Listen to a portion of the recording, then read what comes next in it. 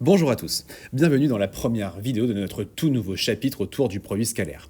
C'est au XVIIIe siècle que l'on voit l'élaboration conjointe de ce qui deviendra le produit scalaire et la notion de travail de force en physique. Pour pouvoir comprendre mieux ce chapitre, il sera indispensable d'avoir bien en tête tout le programme de seconde autour des vecteurs. Plusieurs vidéos sont disponibles sur la chaîne et les liens sont rappelés en description. Vous êtes prêts?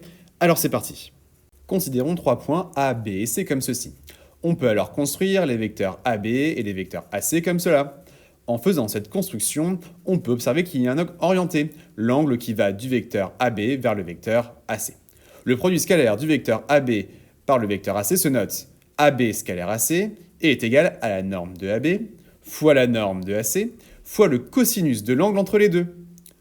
Pour mieux comprendre cette formule, je vous propose de l'appliquer avec l'exemple suivant, exemple qu'il vous faudra compléter dans votre polycopier de cours. On considère ABDC un parallélogramme tel que AB est égal à 4, AC est égal à 5 et la mesure de l'angle formé par les vecteurs AB et AC égale à pi sur 3 radians. Calculant pour commencer AB scalaire AC.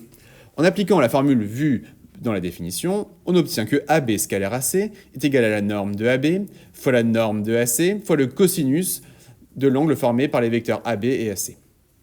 C'est égal à la longueur de AB fois la longueur de AC fois le cosinus de l'angle entre les deux, qui donne 4 fois 5 fois le cosinus de pi sur 3. Ceci est égal à 20 fois 1,5 qui donne 10.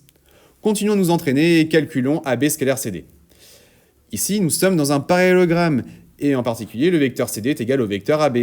Donc, le produit scalaire de AB scalaire CD est égal au produit scalaire de AB et de AB. Ceci est égal à la norme de AB fois la norme de AB fois le cosinus entre AB et AB. Ceci est égal à 4 fois 4 fois le cosinus de 0. Ceci donne 16 fois 1 qui est égal à 16. Voilà pour ces deux premiers calculs de produit scalaire. Maintenant, c'est à vous de jouer et de calculer DB scalaire CD. Nous corrigerons cet exemple lors de notre prochain cours. En attendant, soyez vigilants et abonnez-vous à la chaîne pour ne pas louper la prochaine vidéo.